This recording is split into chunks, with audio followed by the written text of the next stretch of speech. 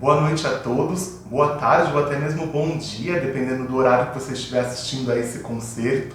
Eu me chamo João Carlos, sou pianista, formado em música pela Universidade Estadual de Maringá. Também fiz meus estudos na França, em Paris, na École Normale de Musique Alfred Cortot. Este concerto didático acontece em parceria com o governo federal pela Lei Aldir Blanc e também Secretaria da Cultura do município de Presidente Prudente. Por que eu chamo então este concerto um concerto didático, um passeio pela história da música através do piano? Porque muitas vezes as pessoas me falam: "Ah, João, música clássica é uma música chata, eu não gosto de música clássica." Mas por que a gente não gosta de música clássica? O que aconteceu para a gente não gostar de música clássica? Será que a gente entende essa música que a gente ouve hoje? Porque no período, por exemplo, de Mozart, de Beethoven, era a música da época. Era a música que era tocada nos bailes, que as pessoas dançavam e fazia parte da sociedade. Então eu trago um concerto didático para conversar com vocês, para explicar o que acontecia naquele período, para trazer o que a gente pode pensar quando a gente ouve esse tipo de música. Então eu quero que você tenha uma escuta mais ativa e que você possa entender um pouco do que você está ouvindo e o que eu penso quando eu estou tocando essa música, ok? O que mais eu gostaria de falar para você é que é um prazer estar aqui abrindo as portas da minha casa, do meu estúdio. Sejam bem-vindos, espero que vocês tenham um bom concerto. Vamos passear então do período barroco até os dias de hoje. Obrigado, gente, aproveitem! Esse concerto se chama Um Passeio pela História da Música. Por que um passeio pela história da música através do piano? Porque a gente vai começar lá no período barroco. A história da música, então, ela é dividida em períodos. O primeiro período que a gente encontra, pelo menos o primeiro período em que a gente tem algo parecido com o piano, ainda não é um piano de fato, o piano foi evoluindo com o passar do tempo, a gente tem então no período barroco. A gente tem aí compositores como Bach, como Scarlatti, por exemplo, que fazem parte desse período. E o que tem de especial na obra desses compositores? A gente estava lidando com um instrumento ainda um pouco precário, um instrumento que não tinha todos os recursos desse piano moderno. Então, quando a gente ouve uma música aí do período barroco, principalmente escrita para teclas, a gente percebe que há um diálogo polifônico. A gente tem vozes conversando. Eu escolhi uma sonata de Scarlatti. E aí nessa sonata de Scarlatti, a gente tem exatamente um diálogo entre mão direita e mão esquerda. É como se fossem duas pessoas conversando e uma pergunta, a outra responde. Então prestem bastante atenção que a gente não tem uma exploração ainda do piano como um todo. Mas a preocupação é nesse discurso, é nas vozes conversando, ok? Espero que vocês gostem. Essa sonata é em Fá menor. Fá menor é uma tonalidade normalmente triste ou reflexiva. Então, o que eu vejo quando eu toco essa sonata é uma reflexão. Então, acho que para esse momento que a gente está passando aí no mundo, né, da pandemia, a gente parar, respirar e refletir é muito importante, diariamente. Então vou abrir o concerto com essa sonata de Scarlatti. Espero que vocês gostem.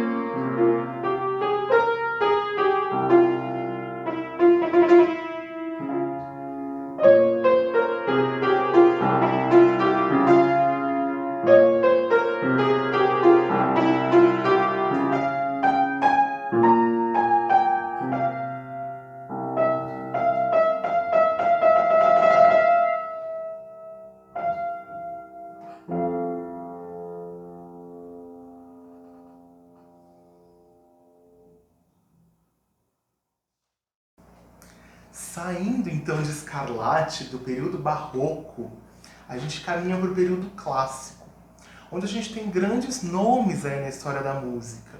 A gente tem então Haydn, a gente tem Mozart e a gente tem Beethoven.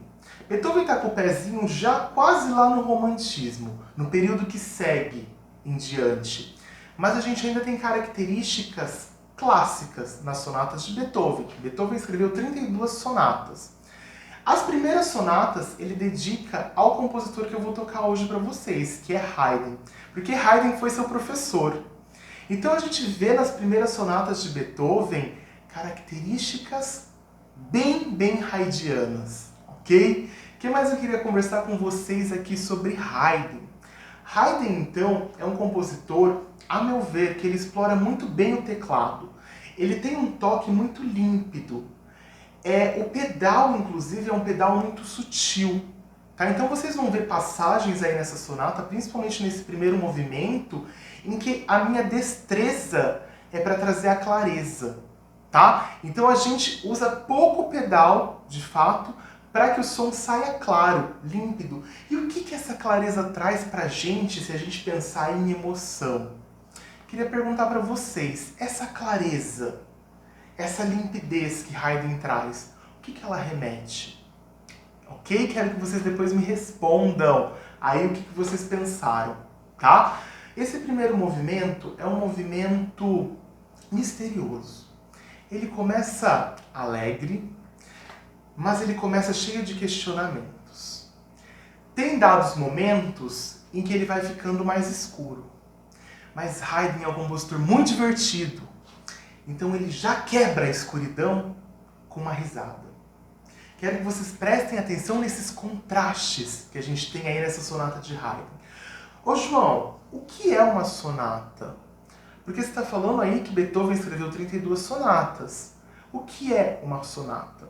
Uma sonata é uma forma. Pensa numa forma de bolo. Então a gente tem uma forma de bolo em que a gente coloca o bolo e o bolo é delimitado. Então, a forma sonata é uma forma de delimitar a obra musical. Então, normalmente, a gente tem, na forma sonata, 2 a 3 movimentos, que são danças, ok? Que faziam sentido para aquele período. A gente está falando aqui de uma música que as pessoas ouviam e dançavam nos bailes. Era uma música que fazia parte da sociedade. Então aqui a gente está falando de 3 movimentos que normalmente funcionavam como dança. Ok? O que mais a gente tem que prestar atenção? O primeiro movimento, geralmente, da forma sonata, ele vai trazer uma estrutura de exposição, desenvolvimento daquela ideia e reexposição, onde ele retoma o início. Preste atenção que nessa sonata que eu vou tocar para vocês acontece exatamente isso. O tema do início volta para o final, ok? Com algumas variaçõezinhas. Tá? Então o primeiro movimento dessa sonata tem esse caráter divertido. Ele é misterioso, e aí Haydn vai escurecendo, e aí ele dá uma risada. Ok? Espero que vocês aproveitem aí e se divirtam com essa sonata.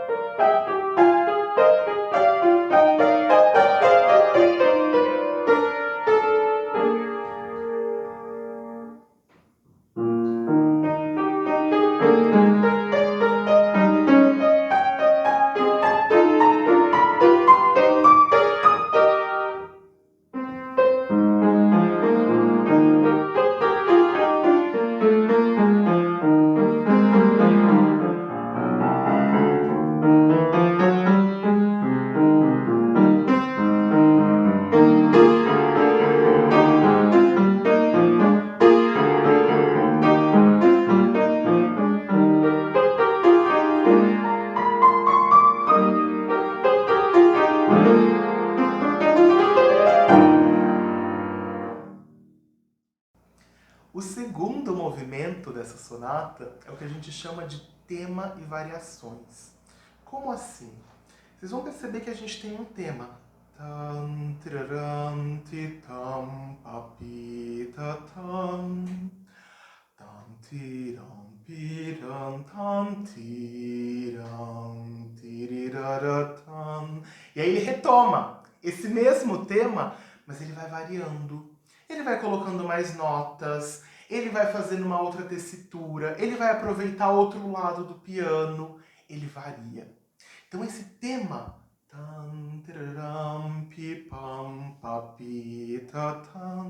ele se repete ao longo do movimento, mas de várias formas. E, gente, tem uma seção aí intermediária que é uma seção muito densa. É uma seção em que até a gente, quando toca, coloca mais pedal, porque a gente quer um som mais encorpado. E aí ela é muito expressiva, essa seção. Então eu quero que vocês prestem muita atenção, porque ele faz toda uma parte expressiva, uma parte densa, uma parte mais encorpada, e depois ele volta para esse tema mais leve.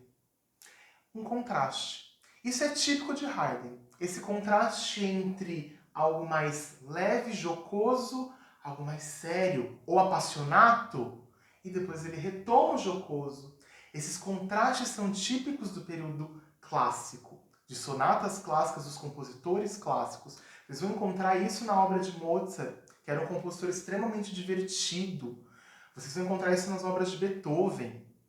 Vocês vão encontrar isso nas obras de Haydn. Ok? Característica típica aí do período clássico, os contrastes. E aí esse segundo movimento, a gente pode pensar, falando sobre sentimentos, essa leveza meio apaixonada, sabe?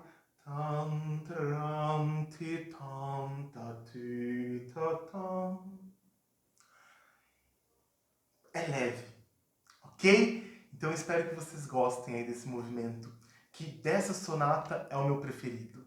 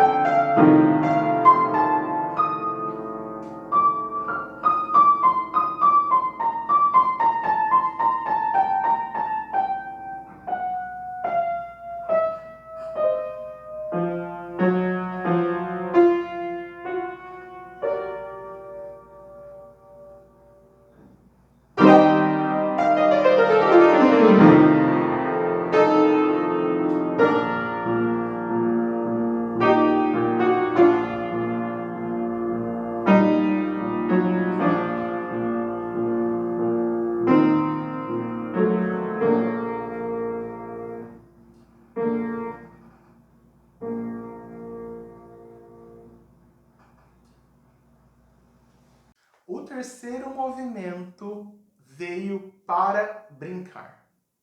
Haydn queria nesse movimento brincar, se divertir. É um movimento leve, é um movimento para cima. E aí, de repente, ele bota aí uma sessão em modo menor. Como assim, em modo menor? Vocês vão sentir. A hora que entrar no modo menor, vocês vão sentir. Porque muda a cor. Então ele estava todo divertido. Aparece uma sessão, gente, 2 pautas, curtíssima, que muda tudo. E aí a coisa ganha um outro espírito. Mas, como a gente já falou, Haydn é o compositor dos contrastes. Você acha que esse espírito aí triste vai terminar essa sonata? Não. Esse espírito mais sério vai durar aí suas 4, 5 pautas e ele vai retomar o tema alegre e divertido. Então eu espero que vocês se divirtam com esse final dessa sonata e que vocês tenham gostado de fazer esse passeio por Haydn. Eu escolhi essa sonata porque essa sonata propicia esse leque por Haydn, sabe? Você conhece então todos os lados de Haydn com essa sonata, ela é muito completa. Espero que vocês tenham gostado dela, da minha escolha.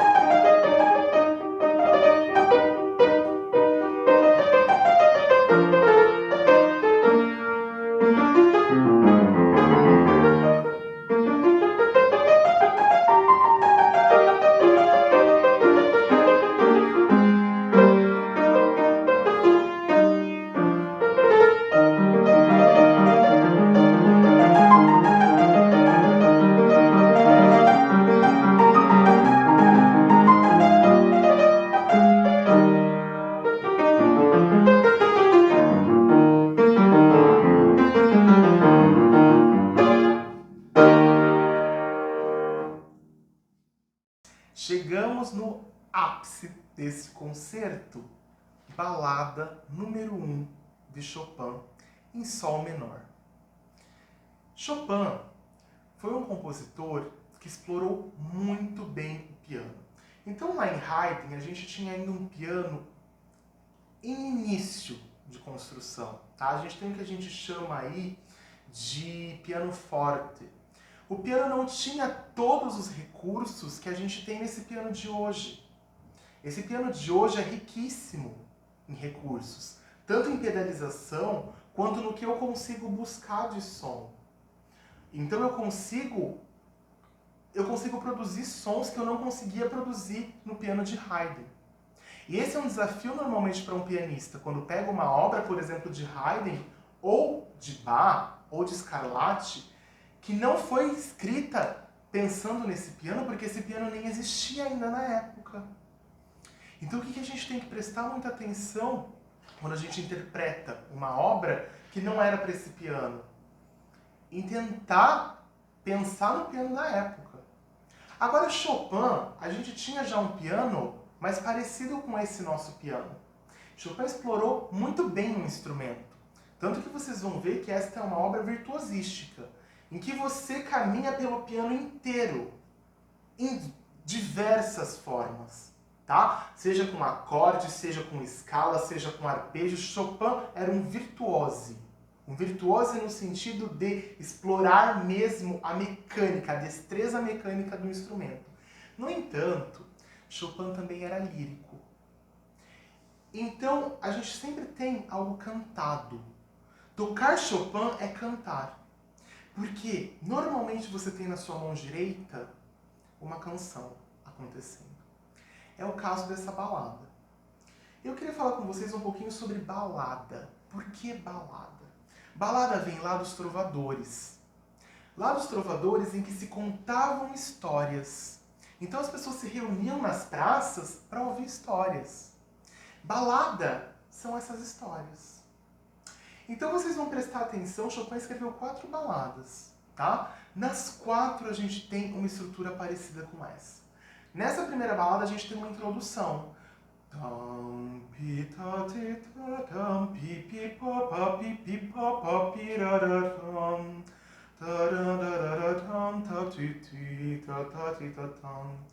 E aí depois dessa introdução, era uma vez. Pensa numa história. Era uma vez. Era uma vez o que, João? E aí a gente entra nesse tema lírico.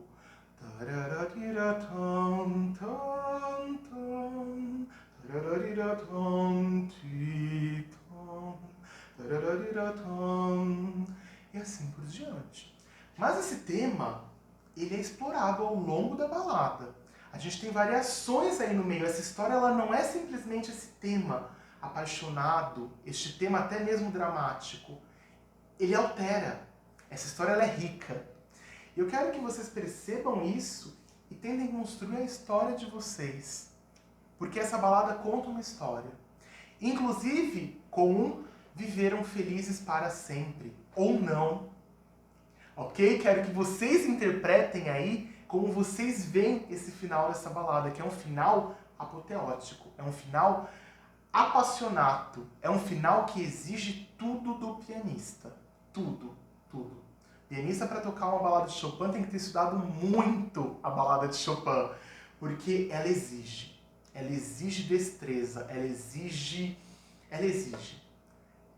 não só pianisticamente falando, ela exige emoção e controle dessa emoção. Então ela é muito, muito legal. Essa balada foi tema do filme O Pianista também. Então eu me lembro bem em que o pianista, a gente está lá na Segunda Guerra Mundial, e aí ele encontra um piano e ele não pode tocar nesse piano, né? Então ele se imagina tocando, e a gente tem exatamente essa balada, ele se imagina tocando essa balada. Então é muito legal. Bom, então é isso. Vamos lá com essa história. Espero que vocês gostem dessa história e deixem aí pra mim nos comentários o que vocês veem dessa história, tá? O que essa história conta pra vocês, ok?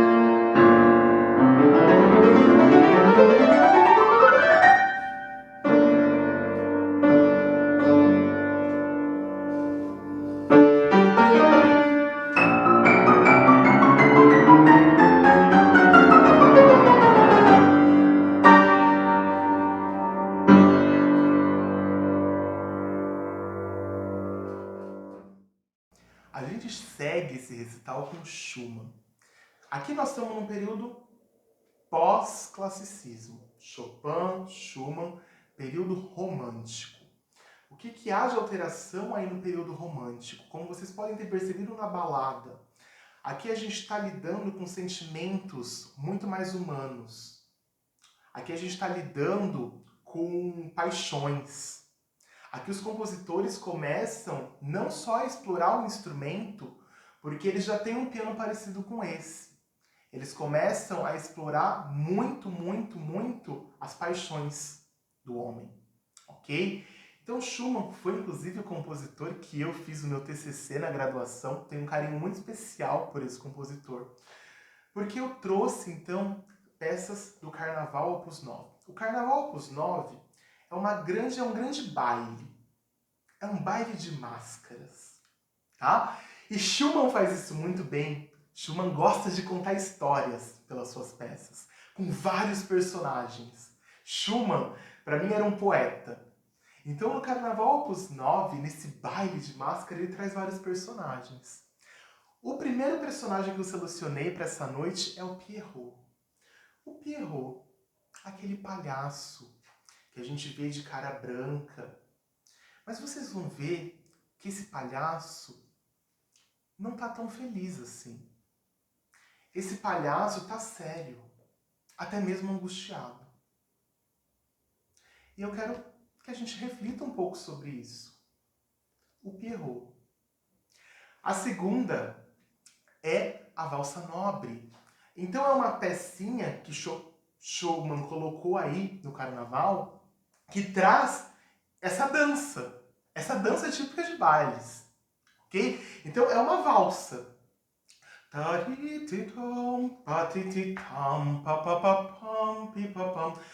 2, 3, 2, 3, 2, tatitirão. Esse tempo de valsa, ok? Depois, ainda no baile, Schumann traz a esposa dele, uma pecinha dedicada à sua esposa, Clara Schumann, grande pianista da época. E aqui ele nomeia de Chiarina a peça, ok? Mas é a própria Clara. Em seguida, Chopin. Schumann dedica então aí um dos personagens desse carnaval é Chopin, em que a gente tem exatamente a escrita típica de Chopin, uma mão esquerda correndo, uma melodia maravilhosa na direita acontecendo. E aí eu selecionei então para terminar esse baile de máscaras uma oração. Sabe no final do baile em que você está todo mundo mais leve, está todo mundo mais cansado até mesmo, que a gente senta? Aqui a gente tem essa oração. Engraçado o Schumann ter colocado uma peça dessas nesse baile, mas é pra gente se internalizar. Porque isso acontece na vida real, não? A gente às vezes vai para uma festa, a gente às vezes vai para algum lugar e a gente às vezes tem um momento de introspecção. Então ele fecha aí com essa introspecção, ok? Que nem sempre é negativa, pode ser uma introspecção positiva, ok? Então eu apresento para vocês aí algumas peças desse Carnaval Opus 9 de Schumann. Espero que gostem.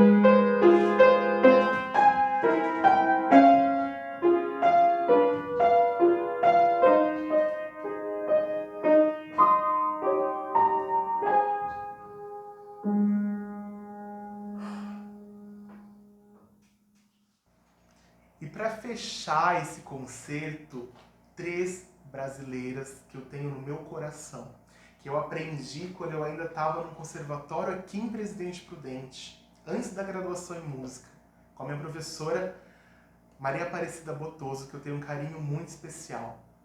Então, o que a gente tem aqui? A gente tem aqui Chiquinha Gonzaga, Lua Branca. A gente tem aqui Depois Pensando em Ti. Essa Pensando em Ti me lembra músicas de novela, mas novela antiga. E aí eu finalizo com Os Pintinhos do Terreiro. Muito pra cima, muito alegre, um chorinho sapeca. Eu acho que para fechar esse concerto com muita boa energia, nada melhor do que um chorinho sapeca. Então, de Zequinha de Abreu, ok? Então, Chiquinha Gonzaga, Lua Branca, Pensando em Ti e Os Pintinhos do Terreiro, Zequinha de Abreu. Obrigado, gente. Obrigado pela presença de todos. Espero que tenham gostado desse concerto feito aqui no meu escritório, na minha intimidade aqui. Então, convido vocês para dentro da minha casa hoje. Espero que vocês tenham gostado de fazer parte desse momento comigo. Obrigado, fiquem bem e até uma próxima. Tchau, tchau, gente!